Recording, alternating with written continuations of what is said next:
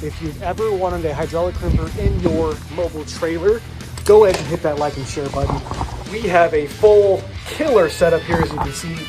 We got the dies, we got the crimper, we got the saw, we even have a full toolbox to hold all the things, everything you may need. Hose rack here, and plenty of other space for activities.